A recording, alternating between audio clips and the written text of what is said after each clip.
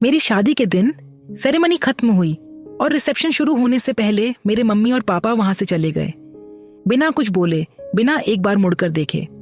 उस दिन के बाद पूरे 5 साल तक उन्होंने मुझसे एक बार भी बात नहीं की। और फिर 5 साल बाद अचानक एक मैसेज आया और उन्होंने जो कहा उसने मेरी सारी समझ हिला दी। कहानी शुरू होती है 9 साल पहले से। मैं एक कंपनी में अपने बॉस की असिस्टेंट बनकर काम करने लगी थी, वही आदमी जो आगे चलकर मेरा पति बना। 2.5 साल तक हम दोनों एक दूसरे की तरफ के खिंचाव को अनदेखा करते रहे। कुछ हुआ नहीं, कुछ बोला नहीं, बस एक चुप्पी थी जो दिन ब दिन भारी होती जा रही थी। आखिरकार जब हमने हार मानी तो हमने सही रास्ता चुना। हम सीधे HR के पास गए, सब कुछ साफ साफ बता दिया और मुझे दूसरी टीम में भेज दिया गया। उस दिन के बाद हमारे बीच जो भी था पूरी तरह ईमानदार और खुला था। करीब 1 साल बाद मैं प्रेग्नेंट हो गई। हमने सोचा अब शादी कर लेते हैं। हाँ, हम सिर्फ 1.5 साल से साथ थे, पर हम एक दूसरे को पूरी तरह जानते थे, साथ रहते थे, एक दूसरे से प्यार करते थे और अब एक बच्चा भी रास्ते में था। मुझे वैसे भी वो नौकरी छोड़नी ही थी, तो हमें नहीं लगा कि इससे कोई बड़ी मुश्किल खड़ी होगी, सिवाय एक जगह के, मेरे मम्मी पापा। मेरे मम्मी पापा हमेशा से बहुत ज्यादा प्रोटेक्टिव रहे थे।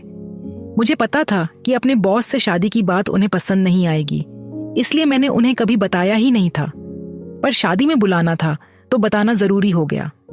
हमने तय किया कि हम उनसे ज्यादातर सच बोलेंगे, कि यह सब तब तक प्रोफेशनल था जब तक नहीं था कि जैसे ही बात आगे बढ़ी हम HR के पास गए कि उसने मेरा कभी फायदा नहीं उठाया और अब हम शादी करना चाहते हैं और उन्हें वहां चाहते हैं।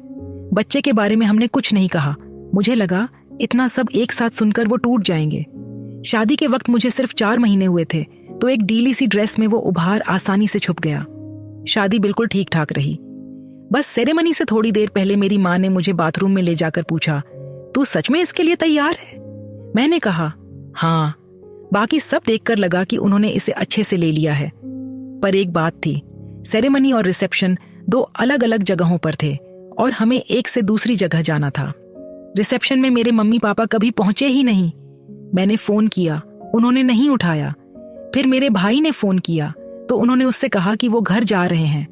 ठीक वजह तो मुझे याद नहीं, पर बात इतनी सी थी कि वो थक गए हैं और उन्हें वहां अजीब लग रहा है। अपनी ही बेटी की शादी के बीच से बिना बताए वो उठकर घर चले गए। शादी के बाद मैंने उनसे बात करने की बहुत कोशिश की, पर पता चला कि उन्होंने मुझे हर जगह ब्लॉक कर रखा है, सिर्फ ईमेल बची थी। तो मैंने एक लंबा ईमेल लिखा। मैंने लिखा कि मैं एक बालिग इंसान हूं जिसने अपनी जिंदगी का फैसला खुद लिया है और मुझे उम्मीद है कि वो इस फैसले की इज्जत कर पाएंगे। और मैंने यह भी लिखा कि अगर वो कभी मेरे रिश्ते और मेरी पसंद को इज्जत देना सीख जाए तो हम फिर से बात कर सकते हैं। उस ईमेल का कोई जवाब नहीं आया। 5 साल, पूरे 5 साल मैंने अपने मम्मी पापा की एक आवाज तक नहीं सुनी। जिंदगी आगे बढ़ गई। मेरे और मेरे पति के 2 बच्चे हो गए और तीसरा रास्ते में था। हम दोनों वैसे भी सोशल मीडिया पर ज्यादा नहीं रहते, पर एक बार अपनी 5वीं सालगिरह पर मैंने एक पोस्ट डाली जिसमें मैंने अपने बच्चों का जिक्र किया था। उस पोस्ट के 1 महीने के अंदर मेरे मम्मी पापा का मैसेज आया।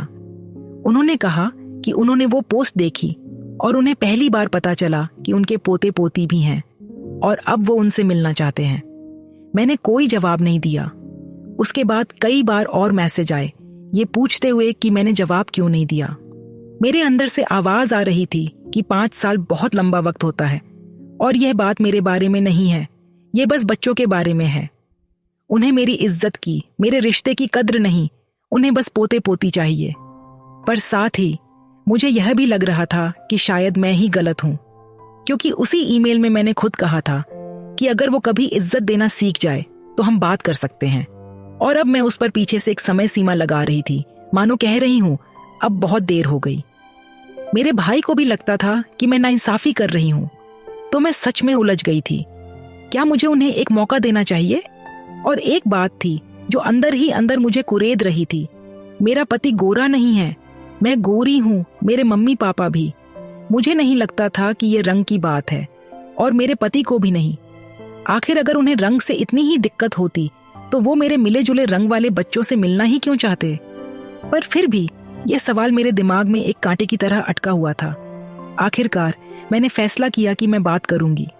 1 घंटे के अंदर हम एक वीडियो कॉल पर थे, मेरे मम्मी पापा, मैं और मेरे पति।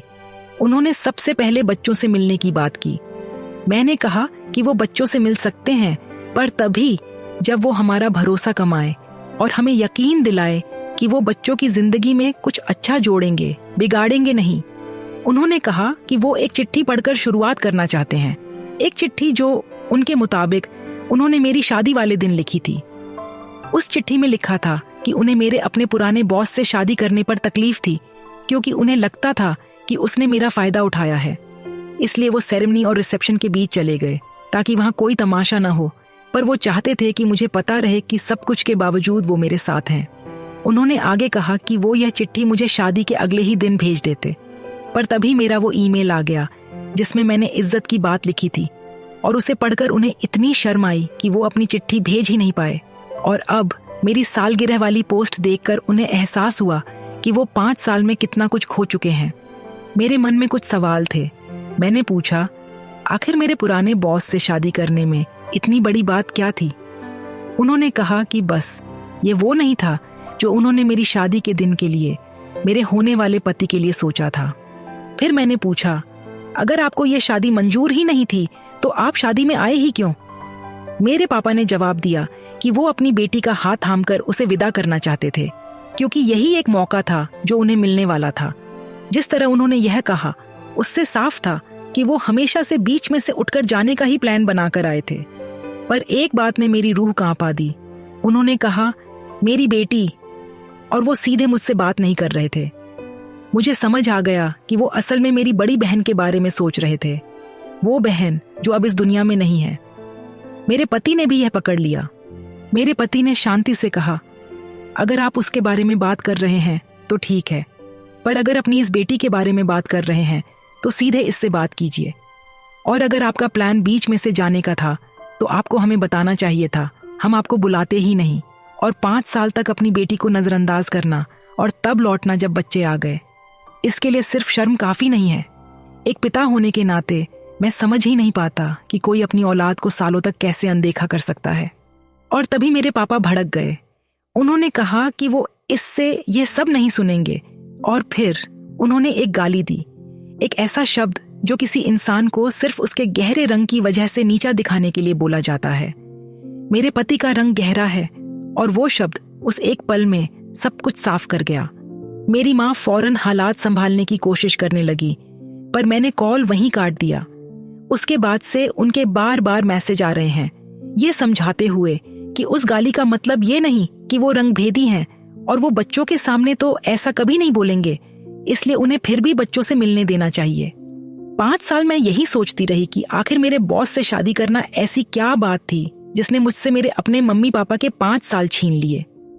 पता चला बात कभी बॉस की थी ही नहीं, बात बस इतनी थी कि वो रंगभेदी हैं। और अजीब बात है, यह जानकर एक तरह से सुकून सा मिला।